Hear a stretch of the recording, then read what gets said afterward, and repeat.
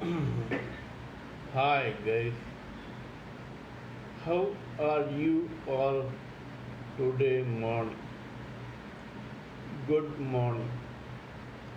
In this verse of Ashtavakra Gita, Raja Janaka exclaims, You, the living entity, consider yourself in bondage when you desire or grieve for anything, accept or reject anything, become happy or angry about anything.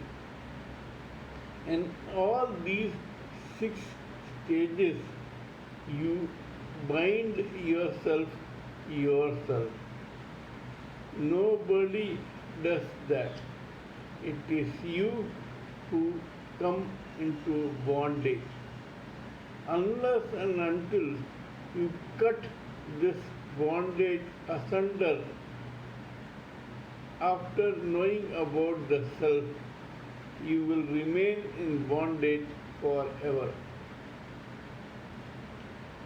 First, you desire or grieve for something. Now, if you desire something, actually the desire starts with an attraction. An attraction to an object. It could be a girlfriend, a lover, a car, wealth, jewelry, property, anything. The moment you start getting attracted to a particular person, your focus turns toward that particular object. When the focus turns towards that particular object, it turns into desire. Now you want to desire that particular object. After you turn into, after your attraction turns into desire, you want to covet that particular object. If you succeed in getting that object, it makes you happy. In that case also you are under bondage. First it was the bondage of desire, now it is the bondage of happiness. If you fail to get that particular object, you become unhappy and you start grieving. This is another bondage. Either you grieve because you did not get, or you become very angry because your false ego does not permit you to accept that you have encountered failure. In both cases, it is bondage. There is a saying, 7-year itch. Suppose you desire a girlfriend or a boyfriend who is not exactly suitable to you, but because of his or her looks, charm, and mannerism, you fall for that person. Your well-wishers, parents, friends, relatives advise you against getting married to that person, but your mind is blinded by desire. You cannot see beyond that particular person. You don't see reason or logic. You get married to this person who you hardly know. It is only at the facial peripheral level. It is only because of the looks or the charm or the mannerism or something. Now, in the initial stages, your marriage with that person makes you very happy, and the pleasure in that person's company is like nectar. But 7 years down the lane, this charm, this attraction, this veneer fades away, slowly but steadily. Now, truth hammers into your psyche, and you start grieving or you become angry.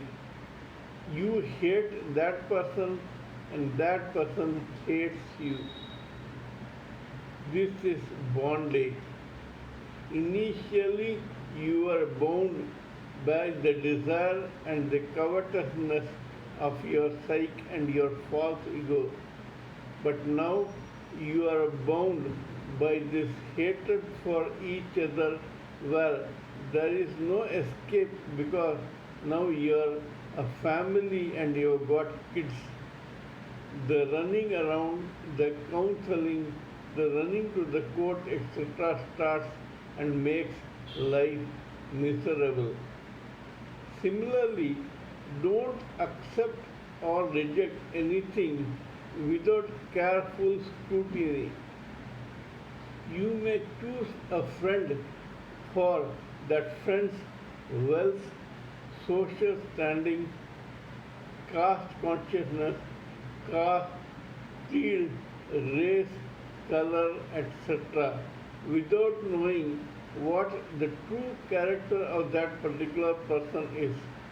We all make this mistake of thinking that anyone who belongs to our caste, creed, color, race, etc., is very good and is most suitable for us. But actually, it is not so. So the appearances are deceptive. If you are in a particular class, that does not mean that everyone is from that particular class and is having the same nature that you have, the same qualification, education, ambition, opinions, ideas, doubts, fears, etc.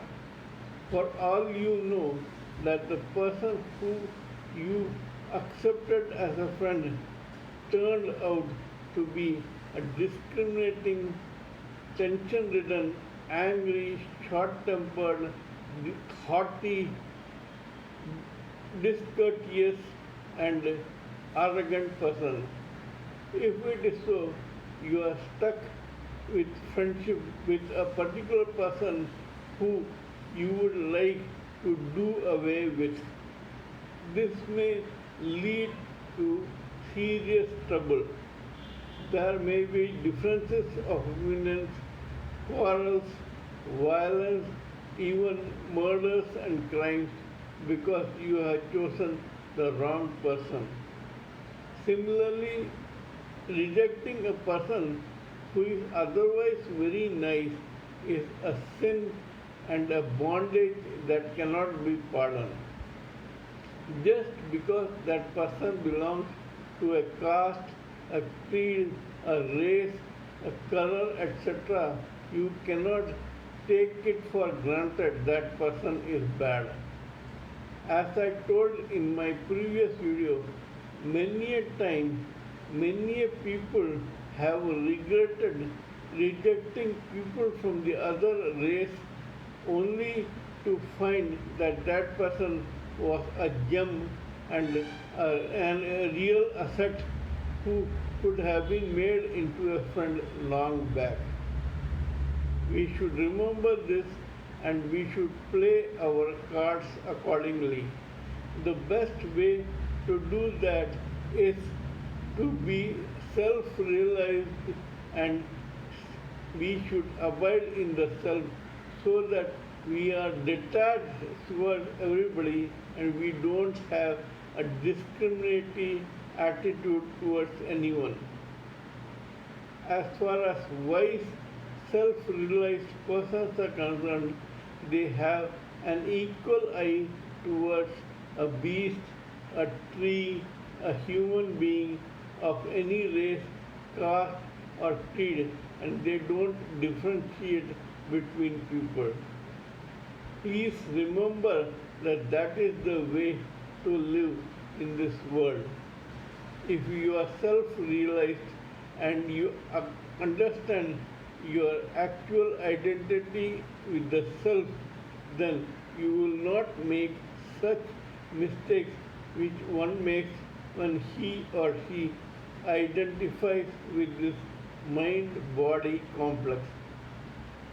Kindly let me know what you think of my talk on this subject.